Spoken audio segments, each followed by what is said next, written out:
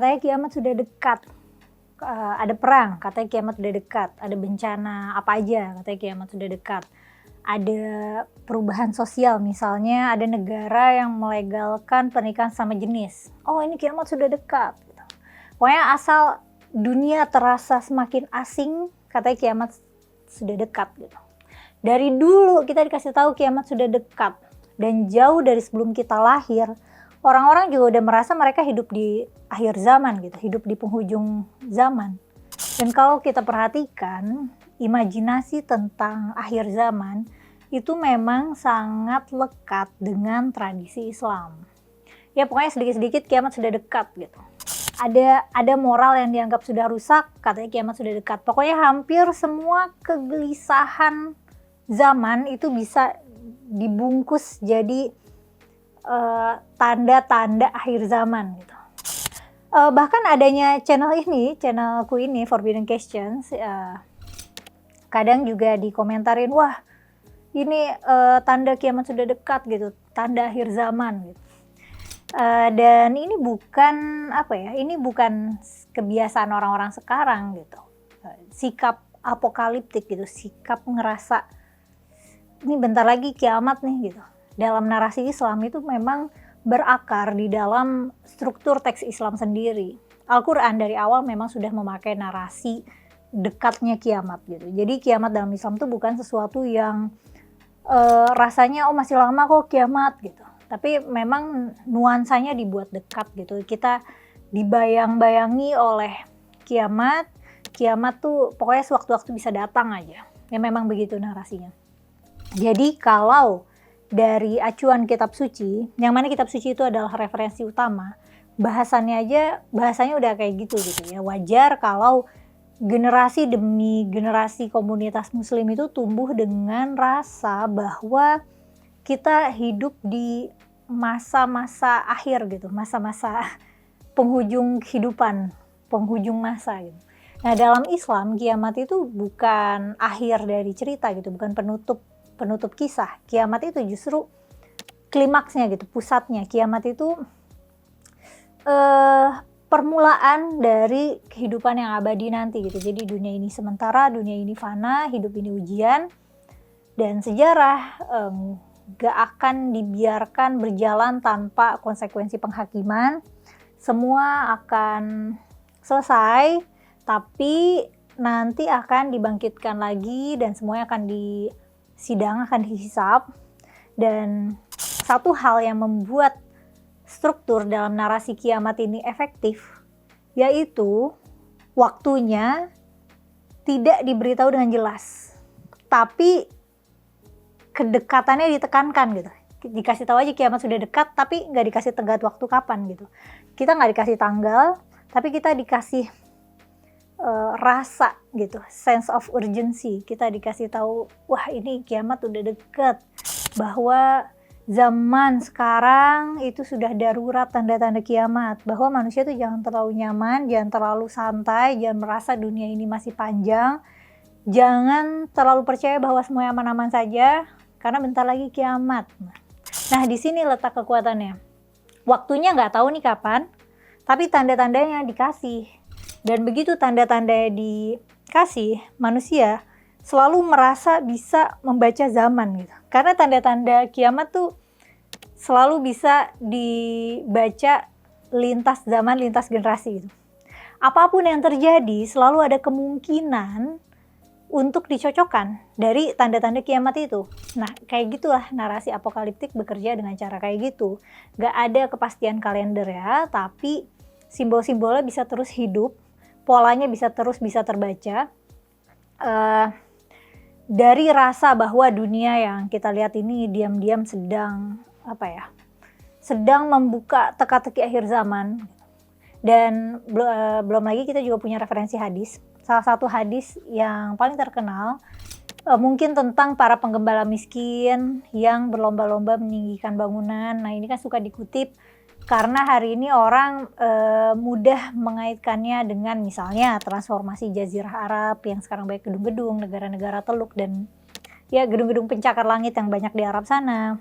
Dan karena itu orang melihat misalnya di Dubai, di Riyadh, di Abu Dhabi, terus ngerasa wah ini nih tanda-tanda kiamat gitu, ngerasa tandanya udah disebut gitu.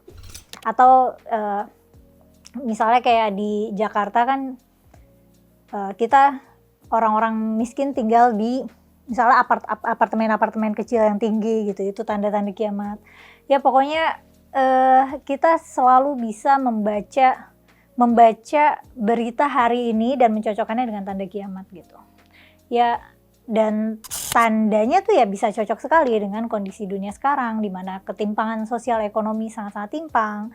Kayak tadi misalnya di Jakarta itu ada orang yang tinggal di hunian super mewah, dan beberapa ratus meter jaraknya ada orang yang tinggal misalnya di kontrakan petak dengan jalur gang yang sangat sempit gitu. Dan gitu juga di New York, di mana ada beberapa orang terkaya di dunia tinggal di sana, tapi sekaligus juga ada banyak orang-orang yang tinggal di jalanan gitu, yang homeless. Nah ini juga katanya tanda-tanda kiamat. Ada juga hadis tentang tanah Arab yang kembali hijau. Nah menariknya itu karena apa ya, imajinasi akhir zaman dalam Islam tuh nggak cuma soal kehancuran tatanan dunia, kehancuran bencana, tapi juga perubahan alam gitu. Jadi begitu ada berita penghijauan Arabia, ada proyek besar, ada perubahan cuaca, atau pembicaraan soal Arabia zaman dulu yang dulu pernah hijau, nah banyak orang ngerasa tuh wah ini emang tanda-tandanya gitu, emang nubuatnya. Jadi perubahan alam tuh bukan dibaca sebagai perubahan alam, tapi sebagai tanda kiamat. Padahal misalnya faktanya di Arab ya memang ada perubahan iklim, dan perubahan iklim itu biasa di bumi ini gitu. Dan sekarang ada program penghijauan, ada intervensi manusia untuk menghijaukan alam sehingga sekarang lebih hijau juga, ya itu kan kayak konsekuensi aja. Ada juga yang bilang tandanya nanti itu mau kiamat, matahari makin dekat sampai di atas kepala, itu tanda sebelum kiamat, sejengkal atas kepala maksudnya. Tapi ada juga yang menggambarkan, ada ulama-ulama yang menggambarkan bahwa hadis-hadis yang menyimbolkan kiamat-kiamat kayak gini tuh itu ya simbolis aja gitu. Itu menyimbolkan rasa mencekamnya, bukan secara literal matahari nanti akan sedekat itu manusia gitu ya. Ada pendekatan kayak gitu. Tapi kalau yang benar-benar termasuk tanda besar sebelum kiamat, katanya nanti matahari terbit dari barat gitu. Ya ada banyak lah, dalam Islam banyak sekali referensi teks-teks mengenai tanda-tanda kiamat, baik itu tanda-tanda kecil maupun tanda-tanda besar. Jadi dalam narasi Islam, dari sumber Islam, bukan cuma tanda kiamat tuh bukan cuma moral masyarakat yang dianggap rusak, tapi langit, bumi, matahari itu juga ada tanda-tandanya gitu. Nah itu sebabnya akhir zaman dalam Islam itu terasa sangat visual gitu, sangat sinematik, karena bisa dibayangkan. Tapi yang membuat Islam terasa sangat apokaliptik baik secara doktrin maupun secara sikap penganutnya, itu bukan cuma tanda-tanda alam semesta ya, tapi ya tadi ada sifat-sifat sosial yang bergeser. Misalnya salah satu di antara tanda kiamat, ilmu pengetahuan itu akan semakin gak laku, kebodohan menyebar, terus misalnya gempa makin sering, waktu terasa makin cepat gitu. Atau fitnah-fitnah bermunculan. Fitnah itu ujian gitu ya. Jadi hidup tuh semakin banyak ujiannya, terus pembunuhan meningkat, orang-orang jadi pada sulit dipercaya, dan kemudian urusan-urusan besar diserahkan kepada yang bukan ahlinya. Jadi kiamat dalam narasi Islam tuh sangat erat dengan rasa bahwa tatanan sosial sedang hancur. Makanya kita tumbuh dengan pola pikir yang gampang sekali menghubungkan kerusakan sosial dengan kedekatan kiamat. Yaitu ada perang, ya berarti kiamat udah dekat nih. Ada banjir, badai, gempa, itu berarti kiamat udah dekat. Ada otoritas yang terasa makin bodoh gitu. Kita punya pemimpin-pemimpin yang bodoh, itu rasanya kiamat sudah dekat. Pokoknya dunia terasa semakin kacau, rasanya kiamat semakin dekat. Jadi seolah-olah semua kecemasan kita tentang perubahan zaman itu ya muaranya adalah narasi akhir zaman. Dan narasi ini jadi makin kuat karena dalam tradisi hadis juga ada kumpulan tanda besar yang lebih lebih dramatis lagi, lebih sinematik gitu, lebih mythological, karena ada figur-figur seperti Dajjal, Yajuj Majuj, ada Dukhan ya, ada asap gitu, terus ada binatang melata dari bumi. Pokoknya ada kisah-kisah mitosnya, termasuk juga turunnya Isa, ada longsoran besar, ada api yang menggiring manusia, ada komponen kisah-kisah seperti itu.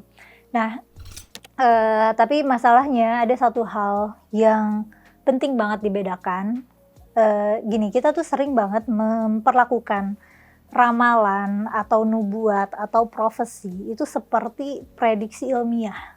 Padahal itu dua hal yang berbeda. Ramalan, profesi atau nubuat itu biasanya bekerja dengan simbol, bekerja dengan bahasa yang ambigu, bahasa yang lentur. Profesi, ramalan itu tidak memberi variabel yang jelas, tidak memberi tenggat waktu yang tegas, dan nggak memberi ukuran yang bisa diukur dengan rapi, nggak bisa diverifikasi dengan rapi. Narasinya itu pasti pakai pola besar yang bisa dikenali ulang oleh generasi-generasi setelahnya, karena nggak pakai variabel yang spesifik.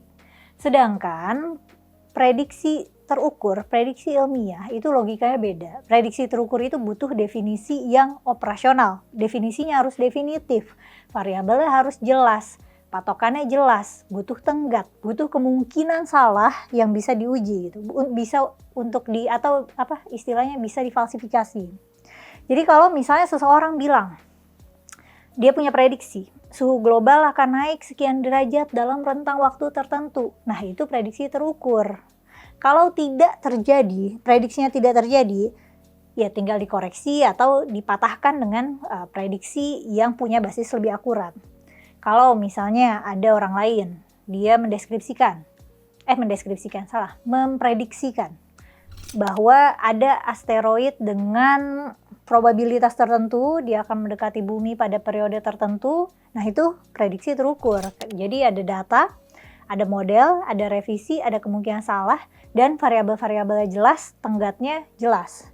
Tapi kalau misalnya ada orang yang bilang, akan datang masa ketika ilmu pengetahuan diangkat dari muka bumi, ketika pembunuhan meningkat, ketika fitnah menyebar, manusia berlomba meninggikan bangunan, atau masa ketika tanah Arab kembali hijau. Nah, itu bukan prediksi dalam pengertian ilmu modern. Itu ya ramalan atau profesi. Dan profesi itu nggak harus disusun, nggak harus bekerja dengan struktur presisi teknis supaya terasa kuat. Justru kekuatan pada ramalan adalah pada kelenturannya, pada ambiguitasnya. Makanya ramalan itu mudah terasa terbukti.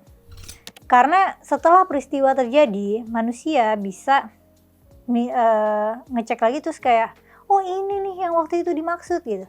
Dan kalau ternyata peristiwanya belum cocok, ya maknanya bisa diperluas, bisa dipersempit atau ditunda. Ya karena selentur itu gitu. Akan datang masa, nggak tahu ini masa yang kapan. Nah, jadi profesi itu nggak bisa dipatahkan dengan prediksi terukur karena secara logika pengetahuan, secara epistemologis, ramalan dan prediksi itu beda kategori. Dan seringkali orang keliru karena mereka memperlakukan nubuatan simbolik itu seperti ramalan ilmiah gitu, seperti prediksi ilmiah yang seolah-olah bisa dibaca kayak tabel data gitu. Padahal nggak begitu caranya, nggak begitu cara menalarnya. Misalnya hadis tentang gedung tinggi, itu kan rasanya kayak valid banget karena kita hidup di era dimana gedung tinggi-tinggi banget. Tapi kan hadis itu tidak memberi spesifikasi tahun, tidak memberi ambang batas zaman, tidak memberi definisi berapa lantai yang dianggap tinggi, tidak memberi parameter kapan persisnya fenomena itu dianggap terpenuhi gitu. Karena hadis itu memberikan kesan gitu, bukan ukuran ya, bukan metrik gitu. Dan begitu juga hadis misalnya tentang tanah Arab jadi hijau gitu. Kalau misalnya fenomena itu adalah tanda terpenuhinya nubuat, bukan sebagai misalnya model iklim dengan angka curah hujan tertentu, dengan durasi perubahan tertentu dan metode pengukuran tertentu gitu, tapi dijadikan simbol eskatologis gitu, simbol kiamat, yaitu bukan prediksi ilmiah ya. Ini menurutku penting karena banyak orang merasa iman mereka tuh tambah kuat gitu ya ketika profesi, ketika ramalan itu terasa cocok dengan peristiwa modern.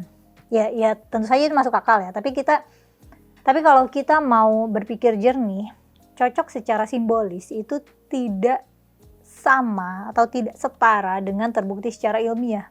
Tapi kita harus pahami bahwa cocok secara simbolis itu tidak sama dengan terbukti secara ilmiah. Karena prediksi ilmiah tuh nggak boleh ambigu, sedangkan ramalan itu justru kekuatannya ada pada ambiguitasnya. Jadi nubuatan dan prediksi itu hidup di ranah pengetahuan yang berbeda. Apokaliptisisme menjadi sangat narasinya sangat kuat, bukan hanya karena teksnya kuat, tapi karena bentuk teksnya memang memungkinkan dunia modern terus-menerus dibaca sebagai pembuktian. Jadi setiap zaman akan menemukan cerminnya sendiri di dalam teks. Setiap generasi bisa ngerasa relate gitu. Oh ini nih akhir zaman nih, kita hidup di akhir zaman gitu. Zaman kita nih akhir zaman gitu. Bisa jadi setiap generasi ngerasa dia hidup di akhir zaman gitu. Kemudian dari sudut pandang sekuler, apakah kita tidak apokaliptik? Sebenarnya tanpa narasi agama ya, secara umum manusia itu apokaliptik gitu. Secara umum kita apokaliptik, hanya bahasanya beda, narasinya beda. Kalau dalam bahasa agama Islam misalnya kita punya kisah Dajjal, Ya'juj Ma'juj, atau matahari terbit dari barat, atau ada Yaumul Hisab gitu, hari penghakiman. Kalau apokaliptik sekuler mungkin ancamannya yang lebih bersifat fisik ya, misalnya kerusakan iklim, perang nuklir, pandemi, asteroid, atau kayak keruntuhan ekologi, atau sistem global yang kolaps gitu. Kalau dalam agama kan kiamat biasanya punya struktur moral gitu ya, ada pesannya, ada penghakimannya, ada ganjaran, ada hukuman, ada ada makna-makna simbolisnya. Sedangkan dalam versi kiamat sekuler, kehancuran itu, kiamat itu bisa sangat impersonal gitu. Ya nggak peduli imannya apa gitu. Nggak ada hakim yang maha kuasa, yang ada cuma konsekuensi aja. Kalau bumi rusak ya itu karena manusia tidak merawatnya, karena manusia merusaknya. Kalau misalnya peradabannya runtuh, ya itu karena manusia membangun sistem yang rapuh. Kalau asteroid menghantam bumi, ya itu karena hukum semesta memang nggak punya kewajiban untuk peduli pada nasib manusia gitu. Jadi sebenarnya dari sudut pandang sekuler pun kita tetap hidup dengan imajinasi kiamat ya. Kita juga bicara tentang dunia yang bisa berakhir. Kita untuk yang sekuler juga punya versi akhir zaman, hanya saja mereka membungkusnya dengan bahasa mungkin risiko atau model data atau ancaman global atau prediksi skenario terburuk. Nah, sedangkan tadi kan kalau dalam agama ya sebutnya tanda-tanda kiamat gitu. Tapi kalau kita lihatnya dengan bahasa pendekatan sains atau geopolitik, mungkin kita akan sebutnya oh ini indikator probabilitas atau katastrof risk. Tapi kenapa ya manusia selalu butuh merasa bahwa kiamat sudah dekat gitu? Kenapa ini adalah narasi yang dekat sama kita dan umum sekali? Karena bisa jadi yang diperhitungkan itu bukan cuma ranah teologi, tapi juga psikologi. Karena mungkin manusia gak nyaman hidup dalam kekacauan yang gak ada maknanya. Kita gak suka menerima bahwa dunia ini berubah gitu, karena proses sosialnya beda, karena politik, ekonomi, karena teknologi, karena lingkungan yang semakin kompleks. Rasanya terlalu dingin kalau tidak ada pemaknaannya gitu. Kayak terlalu acak, terlalu melelahkan gitu. Akan jauh lebih memuaskan kalau semuanya bisa dibaca sebagai tanda, sebagai pola, sebagai bagian dari skenario besar gitu. Sebagai bab-bab menuju klimaks sejarah gitu. Jadi kita bagian dari peradaban yang penting gitu rasanya. Nah, narasi apokaliptik itu ngasih kepuasan itu karena membuat kekacauan tuh jadi bermakna, jadi masuk akal, membuat orang merasa bahwa dunia yang kacau ini ya ada arahnya, bahwa kita sedang menuju sesuatu, bahwa sejarah tidak berantakan begitu saja. Buat banyak orang mungkin itu menenangkan, menakutkan juga, tapi juga menenangkan karena ya terasa masuk akal. Nah, masalahnya cara baca kayak gini, kalau semua langsung dibaca sebagai tanda akhir zaman, khawatir ya orang jadi malas membedakan mana nih yang masalahnya ranah moral, ranah sosial, masalah keilmuan atau masalah politik gitu, politik atau kekuasaan, mana yang ini tuh sebenarnya cuma pergeseran budaya, dan mana yang bisa dikoreksi, mana yang bisa dimitigasi, itu jadi tidak compartmentalize dengan baik gitu, tidak terklasifikasi dengan rapi. Karena semuanya bisa kita pukul rata sebagai tanda kiamat. Fokus berpikir kita jadi nggak analitis, tapi ya kita sibuk cocok-cocokin aja. Biasanya nanti arahnya kita jadi mengarah ke kerangka pikir konspiratif gitu. Kita malah mengisi kekosongan premis dengan cerita-cerita konspirasi gitu. Masukin aja narasi apa aja yang cocok, konspirasi apa aja yang cocok supaya terasa masuk akal. Nanti kita akan berhenti mempertanyakan apa sebab nyata dari masalah itu. Ya maksudnya bukan nyari sebab gaib ya, maksudnya sebab yang ada di bumi. Kita jadi berhenti cari tahu apa yang harus kita lakukan. Kita mungkin juga jadi malas mempertanyakan ini krisis yang harus diselesaikan, atau ya udahlah emang kita udah ini impending doom aja, atau kita ya cuma memproyeksikan kecemasan ke dunia ini gitu. Karena seringnya yang kita sebut tanda akhir zaman itu adalah hal-hal yang bikin kita gelisah, bikin kita nggak betah hidup di dunia. Karena kita ngerasa dunia ini harusnya nggak kayak gini gitu. Dunia yang pengen aku kenal tuh nggak kayak gini. Dalam tradisi Islam, kita cenderung apokaliptik karena Islam memang memberi perangkat untuk itu gitu. Jadi teksnya mendukung, imajinasinya juga kaya gitu, narasinya kuat, simbol-simbolnya gampang ditautkan dengan realita, gampang ditafsirkan dengan realita gitu.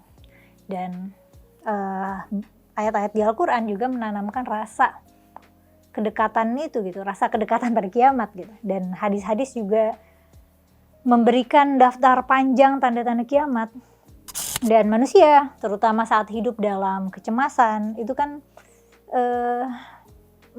kita punya kecerdasan untuk membuat narasi yang bisa mengubah chaos menjadi pola yang masuk akal gitu.